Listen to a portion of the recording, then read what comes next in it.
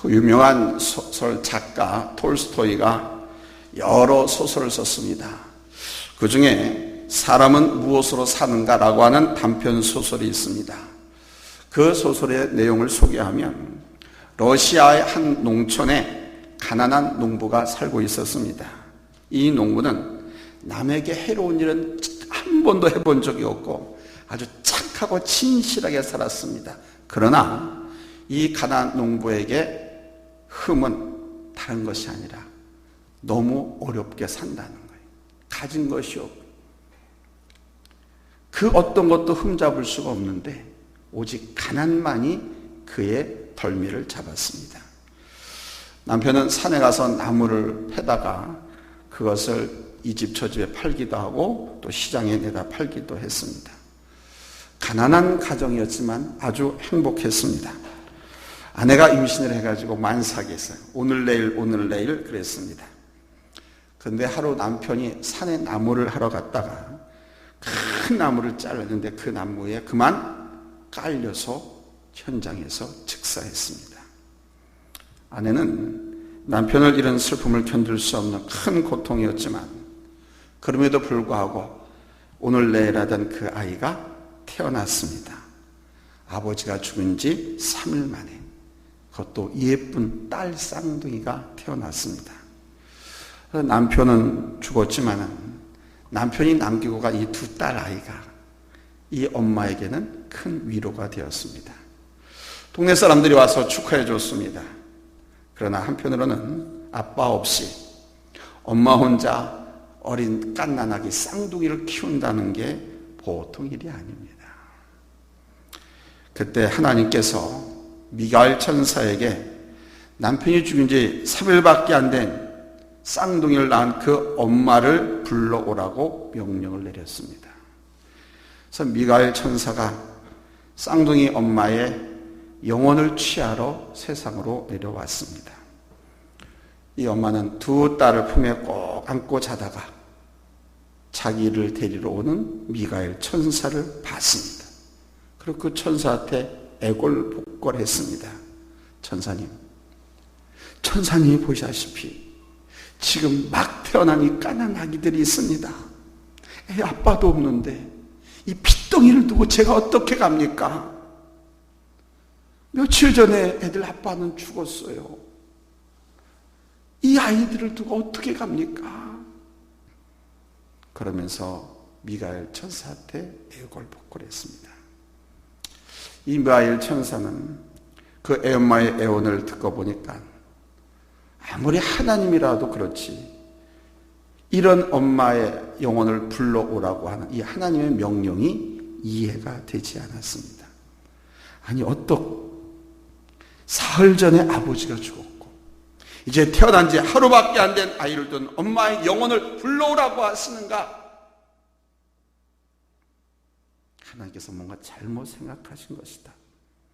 어떻게 이 불쌍한 아기들에게서 엄마를 빼앗아갈 수가 있는가? 많고 많은 사람들 중에 하필이면 이렇게 불쌍한 여인의 영혼을 일찍 데려오라고 하신가? 천사는 아무리 생각해도 하나님이 하신 일이 이해가 안 됐습니다.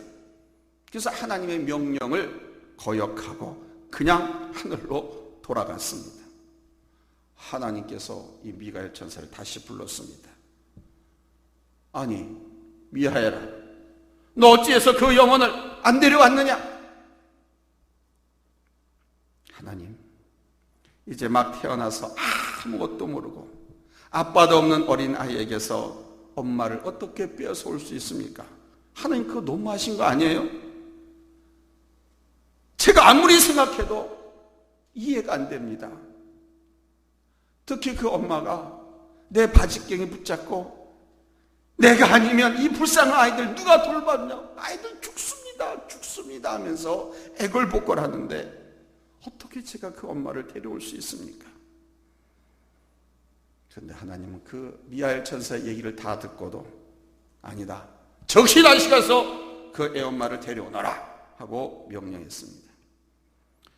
이 천사는 두 번째 하나님 명령에 순종해서 그 불쌍한 여인의 영혼을 데리고 왔습니다. 그리고 천사는 하나님께 첫 번째 명령에 불순종한 그 죄의 대가로 날개를 잃어버리게 되고 인간 세상에 내려와서 살게 되었는데, 세 가지 질문에 대한 답을 알 때까지 다시 하늘로 올라오지 못한다라고 하나님께서 말씀하셨습니다. 그 세 가지 질문이 뭐냐? 첫째, What's in the person? 사람 안에는 무엇이 있는가? 두 번째는 What's not given to people? 사람들에게 주어져 있지 않은 것이 무엇인가? 세 번째는 오늘 말씀의 제목, What do people live by? 천사도 이해하지 못한 일, 사람은 무엇으로 사는가? 그렇습니다. 첫 번째 대지입니다. 세상에는 천사도 이해하지 못할 일이 있습니다. 착하고 선한 사람들에게, 법 없이도 살만한 사람들에게 왜 비극이 임하고 큰 고통을 당하게 하는지 천사도 알 수 없습니다. 2000년 전 우리 예수님께서 이 지상에서 활동하시던데 천사도 이해하지 못하는 불안과 고통을 당하는 한 장님이 있었습니다. 이 사람은 태어날 때부터 장님으로 태어났습니다. 오늘 성경 본문을 읽으시면서 베데스다 연못가에 우리 주님께서 치료해 주신 그 치유의 역사 이야기를 하시려나 보다 라고 여러분들 선입감을 갖고 오늘 본문을 읽으셨을 거예요. 저는 그 오늘 본문의 내용을 이야기하려고 하지 않습니다. 태어나면서부터 장님된 청년, 그는 태어나면서부터 눈이 멀었기 때문에 이 세상에 있는 것들 그 어떤 것도 본 적이 없습니다.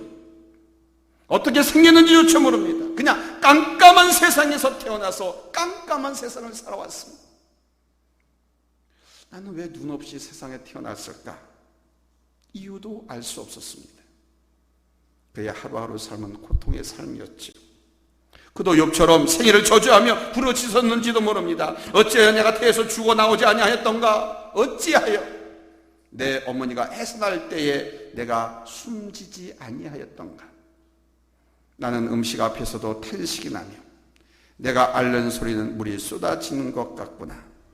나에게는 평온도 없고 안일도 없고 휴식도 없고 다만 불안만이 있구나. 이 청년은 보이지 않는 캄캄한 세상 속에서 살아야 한다는 사실만으로도 욥처럼 힘들고 고통스러웠습니다. 이 청년은 자신의 고통이 욥의 고통보다 더 크다고 생각했을지도 모릅니다. 왜냐하면 욥은 그래도 세상에 태어나서 누릴 수 있는 것 다 누려봤습니다. 욥은 모든 것을 다 누려보고 누리던 그것을 잃었지만 이 사람 태어날 때부터 장님이었기 때문에 아무것도 본 것도 없고 누려본 적도 없습니다. 세상이 보이지 않아서 캄캄한 세상을 사는 것만으로도 그의 인생은 어떤 사람과도 비교할 수 없는 큰 불행이었습니다. 그런데 여기에 또 하나의 고통이 더해졌죠. 그것은 바로 자신의 불행에 대한 사람들의 쑥덕거림이었습니다.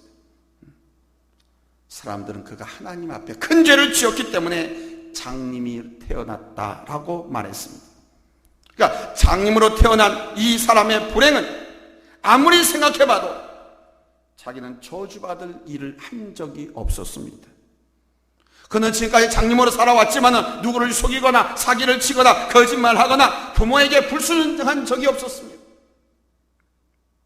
어떤 사람들은 그가 어머니 태 속에서 죄를 지었을 것이라고 추측했습니다. 그러나 그는 어머니 태 속에서 자기가 뭘 했는지 기억조차 없습니다. 어머니 태 속에는 구멍가게도 없으니까 빵을 훔치거나 과자를 훔치지도 못했습니다. 어머니 태 속에는 싸울 친구도 없었기 때문에 남과 형제와 싸운 적도 없습니다. 어머니 뱃속에 있을 때는 아직 말도 하지 못했기 때문에 누구에게 욕을 하거나 하나님을 모욕하는 말도 하지 않았습니다. 그는 장님이 될 만한 죄를 지은 적이 없다고 하나님께 항변했겠지요. 그러나 사람들은 이제 그의 장님된 이유가 부모의 죄 때문이라고 쑥덕거렸습니다. 사람들은 태어날 때 장님된 사람이나 그 부모가 하나님께 죄를 지어서 이 큰 불행이 임했다고 생각했습니다. 그리고 저주받은 집이나 저주받은 사람과 가까이 하면 그 불행이 자신에게도 온다라고 생각했습니다. 그러므로 태어날 때부터 장님된 사람은 사람들로부터도 버림을 받았습니다. 장로 태어난 이 사람은 평생 고달픈 인생을 살았습니다. 보이지 않아서 여러 가지 제약받았기 때문에 너무 고통스러웠습니다. 또 한 가지는 정신적으로 사람들과 냉대와 편견 때문에 고달픈 일상을 살았습니다. 예수님 당시는 유대 사회였잖아요. 2000년 전이에요. 이때는 장애인 고용 촉진법 같은 그런 특별법도 없었으니까 대개 장애인들은 구걸을 해서 얻어먹고 살았습니다. 이 청년도 구걸을 하기 위해서 매일 길거리로 나섰습니다.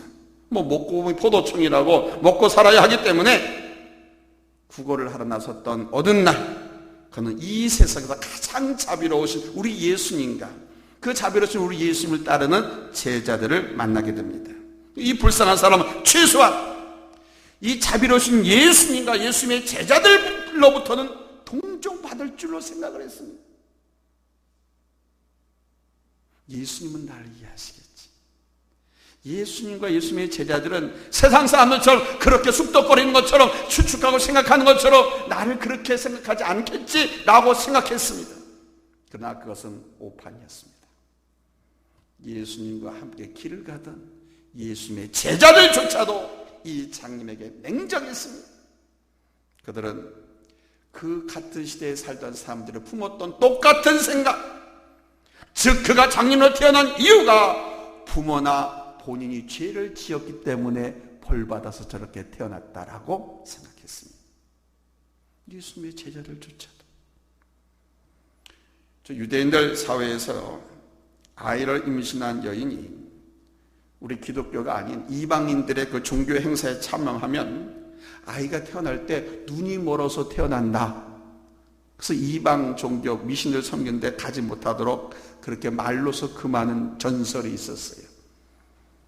그러니까 예수님의 제자들은 이 장례를 보고 동정심이 아니라 호기심에서 우리 예수님께 질문을 하나 냅니다. 무슨 질문이냐? 선생님, 저 사람이 태어날 때부터 장님으로 태어났는데요. 본인의 죄 때문입니까? 아니면 부모 죄 때문입니까? 이 제자를 생각하기에는 이 태어날 때부터 장님된 청년이 본인의 죄 아니면 부모의 죄 두 가지 중에 하나 때문에 태어났다라고 믿고 있는 거였어요. 근데 예수님께 묻는 거예요. 자기들이 믿고 있는 것, 아는 것에 예수님은 어떤 답을 주시는가? 근데 우리 예수님은 이 두 가지 다 아니다. 본인의 죄도 아니고 부모의 죄도 아니다라고 말씀하십니다. 뭐라고 말씀하시느냐? 그가 태어날 때부터 장님이 된 것은 본인의 죄도 아니고 부모의 죄도 아니다. 제자들은 자기들이 정답을 맞췄다라고 생각하고 자신 있게 내놓으신데 우리 예수님은 두 가지 다 틀렸다라고 말씀하십니다. 그렇습니다. 우리가 하나님 앞에 그 머리 좋은 지혜를 가지고 이런저런 방법, 응답받기를 바라는 방법을 가지고 하나님 결제해 주세요. 전 이렇게 해주셨으면 좋겠는데요 하고 내놓은 기도 제목이 있습니다. 분명히 우리 하나님은 이 두 가지 중에 하나를 말씀하실 거다 라고 생각하고 내놓은 기도의 제목이 있어요. 근데 우리 주님은 둘 다 틀렸다라고 말씀하신다. 여기서 두 번째 됐습니다. 그럼 현재 당하는 고통을 어떻게 이겨나갈 수 있을까요? 욥의 고통에 대한 친구들의 대답이 다 틀렸던 것처럼 우리 주님의 제자들도 장님으로 태어난 사람의 그 비극의 원인을 찾지 못했습니다. 알지 못했습니다. 자기는 안다고 생각했지만, 두 가지 중에 하나라고 생각했지만 주님이 다 틀렸다라고 말씀했거든요. 그런데 욥의 친구들도 그랬잖아요. 욥이 그렇게 불행을 당하는 어떤 불행입니까? 하루아침에 담벼락이 무너져서 10자식들이 다 깔려서 즉사하고 그 많은 재산 문제 녹답 창고에 쌓인 나달들이 다 불타 없어지고 재산도 다 불타 없어지고 자기 몸에는 약천이 나가지고 깨진 기압장으로 득득 긁어야 시원함을 느끼는 피고름이 절절절 흐르는 그래야만 조금 쾌감을 느낄 수 있는, 고통을 감할 수 있는 그런 불행. 그 불행의 원인을 친구들은 안다고 착각했습니다.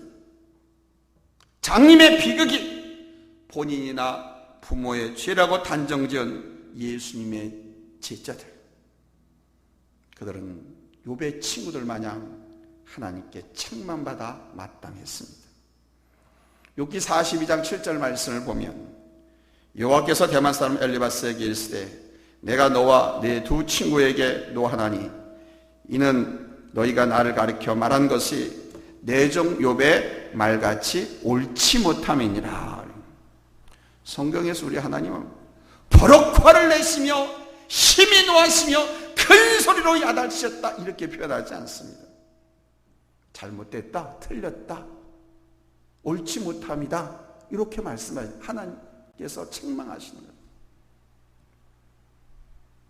태어날 때 장님된 사람이 부모나 본인의 죄 때문에 장님이 되었다고 말하는 유대인들과 우리 주님의 제자들은 사실 이 장님보다 선하지 못했습니다.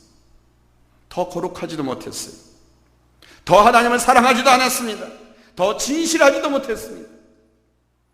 남의 말 쉽게 하고 남 비평하고 손가락질 한 사람 치고 거룩한 사람 없고 성실한 사람 없고 성결한 사람 없고 진실한 사람 없고 믿음 좋은 사람 없습니다. 믿음 좋은 사람은 그렇게 살지 않거든요. 그들이 이 사람에게와 하나님께 저지른 가장 큰 잘못은 무엇이냐? 그들은 다른 사람의 불행은 나는 안다라고 생각했다는 거예요. 나는 다 알아. 이것이 잘못이다. 그는 장님으로 태어나서 사는 것이 힘들었지만 그의 영혼은 어느 누구의 영혼보다 깨끗했거든요. 요한복음 9장 41절에 너희가 맹인이 되었더라면 죄가 없으려니와 본다고 하니 너희 죄가 그대로 있느니라. 우리 인간의 고통에 대한 정답, 사람이 갖고 있지 못합니다. 우리 인간이 낳는 불행, 고통에 대한 정답은 하나님만이 갖고 있습니다.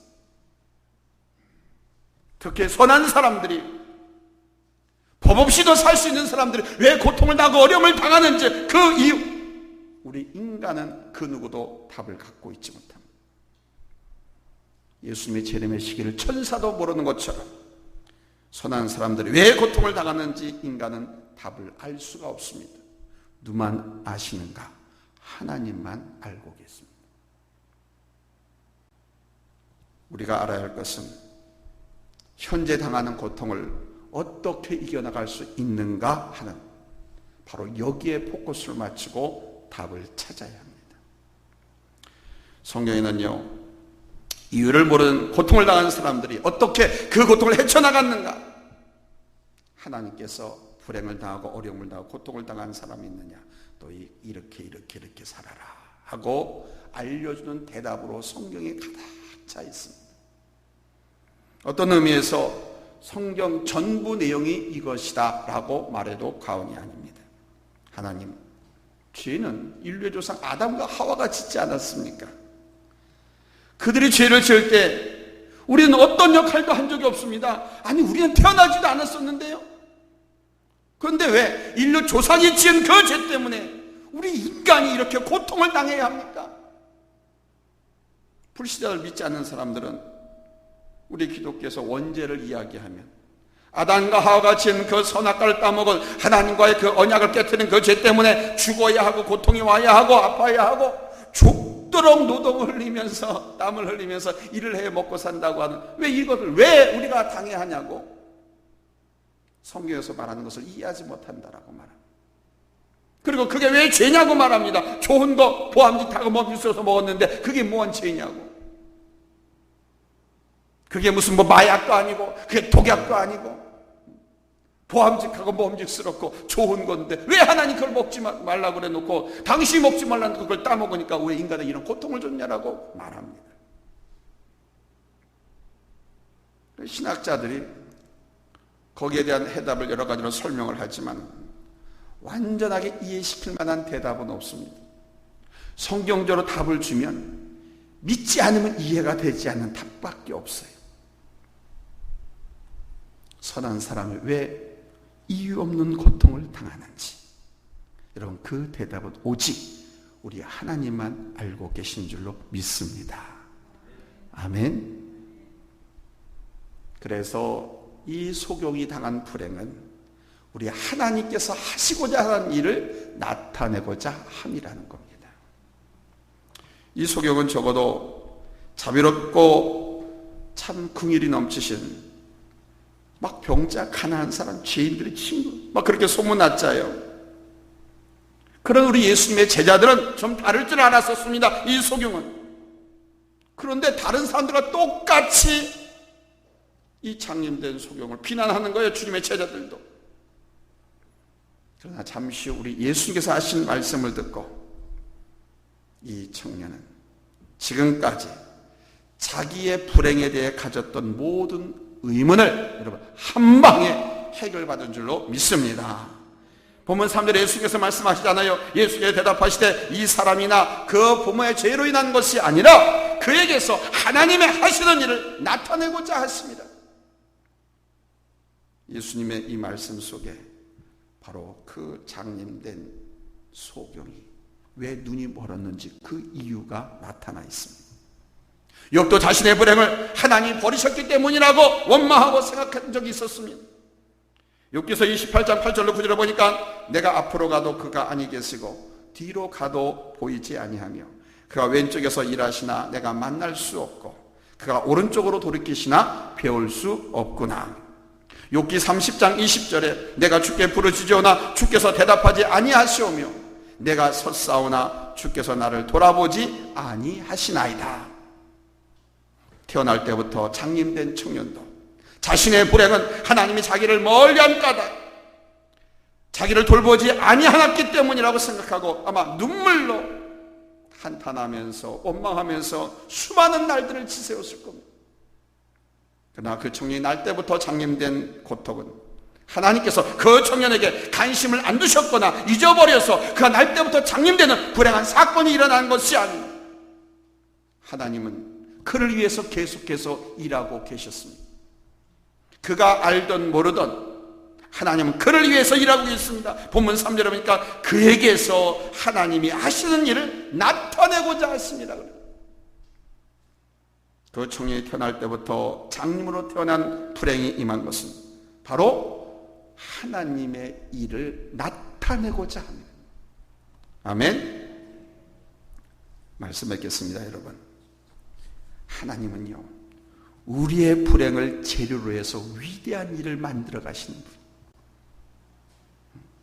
하나님은 가난한 자를 부하게 하시고 약한 자를 강하게 하시고 엎드려 꼬꾸린 자를 일으켜 주시고, 아멘. 우리의 불행을 재료로 해서 위대한 일을 만들어 가시는 거예요. 선한 사람들에게 바로 하나님의 특별한 계획을 이루시기 위해서 고난과 시련도 주십니다. 근데 그 고난과 시련, 그 속에 축복을 감춰두고 고난의 보자기에 싸서 시련의 보자기에 싸서 우리에게 주는 거예요. 근데 오늘 이 말씀을 들은 이후 여러분들은 고난과 시련의 보자기를 풀면 그 안에 뭐가 있다고요? 축복이 있어요. 고난, 시련, 불행 좋다고 그거 얼싸안고 기뻐 춤춘 사람 아무도 없어요. 도망가고 두려워하고 나에게선 이런 일이 일어나지 않기를 바라지. 근데 어쩔 수 없이 내 뒤를 달려오고 내 위에서 나를 덮치는 것이 고난과 시련과 역경일진데, 여러분 고난과 시련을 당했거들라 두려워하거나 도망가지 마시고 정면으로 부딪히세요. 싸우세요. 풀어내세요. 풀면 그 안엔 축복이 있습니다. 하나님 바로 그 고난 그 시를 통해서 우리를 축복하시는 거예요. 우리 하나님은 고난당하고 시련당하고 있는 분들에게 더 관심을 많이 갖고 계시고, 가난한 분들, 아픈 분들, 살아가는 일을 먼저 천국으로 보낸 사람들, 이웃에게 따돌림을 당하거나 소외받고 외롭게 지내는 사람들 더 관심을 갖고 계세요. 여러분들 자녀들 가운데 건강하고 직장 잘 다니고 돈 잘 벌고 건강하고 행복하게 사는 자식과 몸이 아파가지고 장가도 못 갔거나 장가는 갔지만 일거리도 없어가지고 맨날 같이 먹는 거 걱정하는 자식이 어디 더 걱정하고 어디에 더 관심이 가있습니까? 못난 자식에게 더 마음이 쓰이고 더 많은 생각을 하고 축복하며 기도합니다. 그것처럼 우리 하나님도 마찬가지입니다. 못나고 부족하고 고통과 시련 속에 있는 우리 성도들, 하나님의 자녀들에게 더 관심을 갖고 계세요. 그래서 그 관심을 가지고 일을 시작하시는 거예요. 우리의 그 불행, 우리의 그 고통을 재료로 해서 하나님의 위대한 일을 만들어가세요.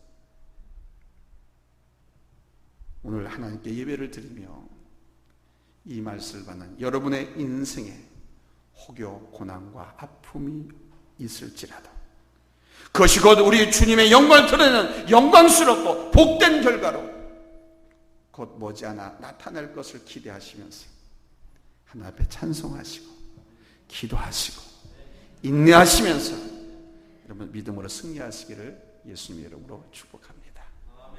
할렐루야. 기도하겠습니다.